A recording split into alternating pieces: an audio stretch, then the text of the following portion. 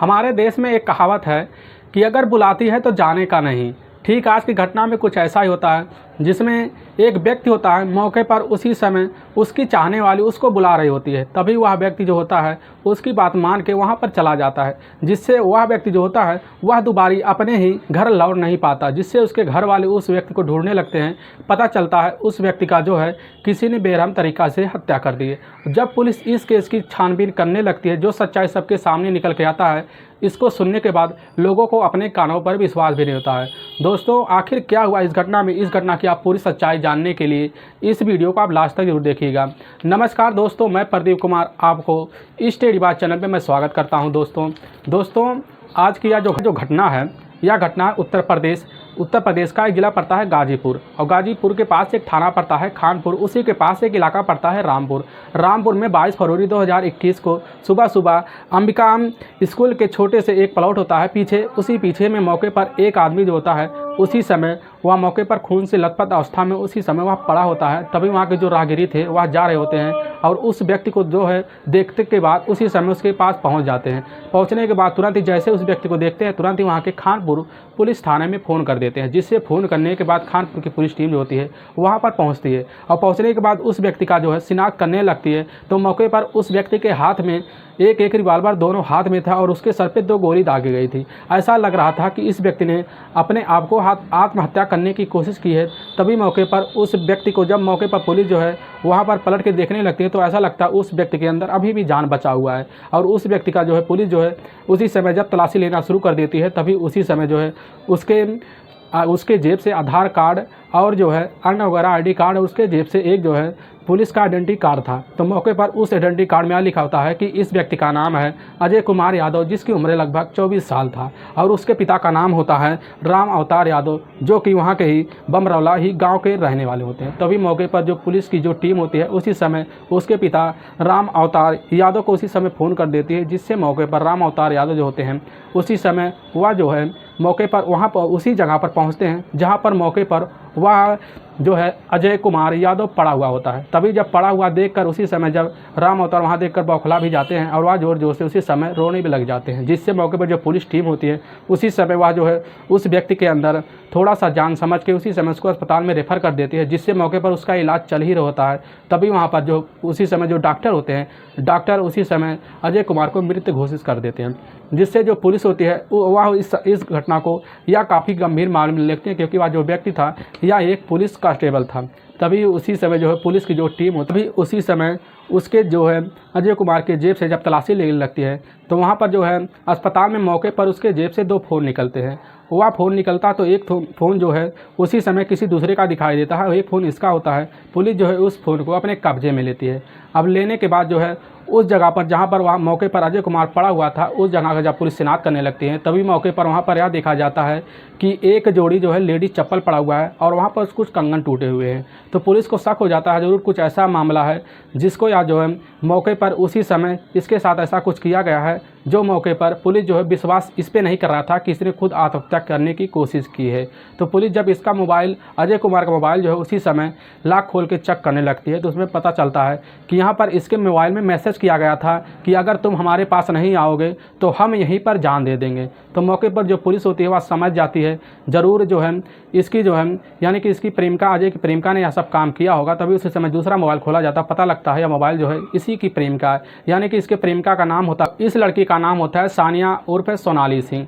तो मौके पर जो है पुलिस उस लड़की की कॉल डिटेल निकालती है, तो पता लगता है कि यह जो लड़की थी सानिया उसी समय इस अजय कुमार से काफ़ी लंबी बातें किया करती थी। मौके पर उसी रात सानिया से बात हुआ था, तो उसी समय जो पुलिस होती है उसी समय सानिया के घर जाती है। तो मौके पर सानिया के पिता राजेश सिंह वहाँ पर घर पे मौजूद होते हैं। तभी उसी समय राजेश सिंह पूछा जाता है कि तुम्हारी बेटी सानिया कहाँ है। तभी उसी समय राजेश बताते हैं हमारी बेटी सानिया जो है कल से गुमशुदा है और उसका जो है रिपोर्ट हमने ऑनलाइन फार्म भर के रिपोर्ट लिखवा दिया था।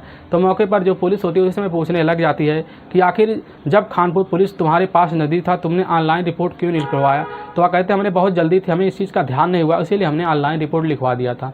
तो पुलिस जो है राजेश के बातों पर काफ़ी शक हो जाता है। तभी उसी समय जो है राजेश को जो है पुलिस उसी समय अरेस्ट कर लेती है और अरेस्ट करने के बाद उनको जो है वहाँ पर ही तुरंत ही थाने ले जाती है। और थाने ले जाने के बाद जब जो है राजेश से पुलिस जो कड़ाई के साथ पूछताछ करना शुरू कर देती है, तो राजेश ज़्यादा देर पुलिस के सामने टिक नहीं पाता, क्योंकि राजेश जो है कोई सातिर मुजरिम था नहीं कि वह पुलिस के सामने ज़्यादा देर टिक पाए। उसी समय जो है राजेश पुलिस के सामने ऐसा सच्चाई रखने लगता है जिससे पुलिस जो है उसी समय सुनने के बाद अपने कानों पर विश्वास नहीं होता है। तभी उसी समय जो राजेश सिंह जो होते हैं पुलिस के सामने ऐसी सच्चाई रखने लग जाते हैं जिससे पुलिस जो होती है सुनने के बाद हैरान हो जाती है। और वह बताने लगती है कि हमारी बेटी 2018 में जब वह बीए की पढ़ाई कंप्लीट करके मौके पर सिलाई का काम सीख रही होती है, तभी उसी समय जब सीखने के लिए ले जाती है तो मौके पर हमारा जो गांव पड़ता है वह मौके पर ही बमरौली के लगभग पास के ही गांव में अलचलपुर गांव पड़ता है। उसी गांव में मौके पर हमारा जो है घर पड़ता है। वहां पर जो है हमारी बेटी जो है उसी बाज़ार में पढ़ने पर जाती थी। मौके पर हमारी जो बेटी थी सानिया, वह उसी समय बाज़ार में अपनी सिलाई सीखने के लिए जाती थी। तो वहाँ जाने के वक्त जो है मौके पर वह जो होता है या अजय कुमार हमारे ही लड़की से मौके पर रास्ते में भेंट कर लिया करता था। इनकी जो है काफ़ी अच्छी दोस्ती हो गई, जिसकी अब जो इनकी दोस्ती थी या इतनी गहरी हो गई थी कि दोनों एक दूसरे को मिलने के लिए इतना बेकरार रहते हैं कि दोनों को एक दिन भी बिना देखे रह नहीं पाते थे। अब सानिया जो होती है, सानिया मौके पर अजय से इतना काफ़ी गहरा लगाव लगने लगती है कि वह सानिया को जाकर एक दिन अजय इतना प्रपोज कर देता है कि हम तुमसे शादी करना चाहते हैं। तो सानिया जो होती है वह उसी समय अजय से कह देती है कि हम तुमसे शादी नहीं कर सकते, क्योंकि हमारे घर जानते हो कि हमारा घर एक ठाकुराना ख़ानदान है, और वह तुमसे शादी नहीं कर सकते क्योंकि हमारे घर वाले अगर जान जाएंगे तो हम दोनों को यहाँ पर जिंदा छोड़ेंगे नहीं। तभी उसी समय जो अजय होता है वह कहता है ऐसा कुछ नहीं होगा, चलो हम दोनों जो है कोर्ट मैरिज में शादी कर लें।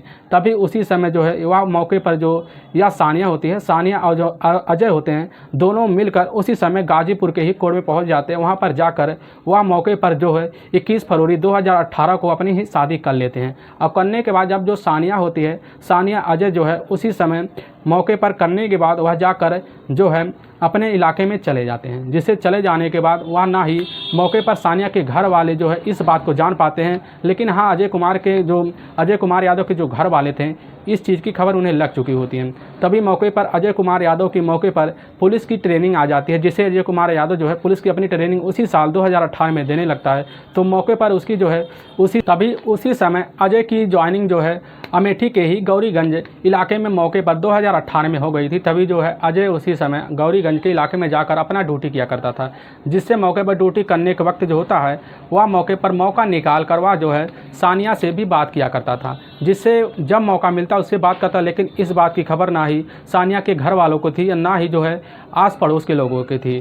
तभी मौके पर कुछ वक्त इनके बीच ऐसा बीतने लगता है जो कि सानिया और जो है अजय मौका निकाल कर कभी कभी वह दूसरों को मौके पर एक जगह पर मिलकर दोनों एक ही कमरे में जाकर वह जो है एक रिलेशन में बन के वह संबंध बना लेते थे, जिससे अब इनका जो सिलसिला होता है यह लगभग काफ़ी दिनों तक गुजरने लगता है। तो मौके पर यह जो है जनवरी 2021 का पहला सप्ताह होता है। तभी उसी दिन जो है मौके पर सानिया के घर वाले राजेश सिंह उसी समय जो है अपनी बेटी को फ़ोन पे बात करते हुए देख लेते हैं। वह सारी बात सुन लेते हैं और उसी समय अपनी बेटी सानिया को राजेश उसी समय मारने और धमकाने लगते हैं, जिससे जो है सानिया वह सारी सच्चाई उसी समय अपने पिता के सामने बता देती है।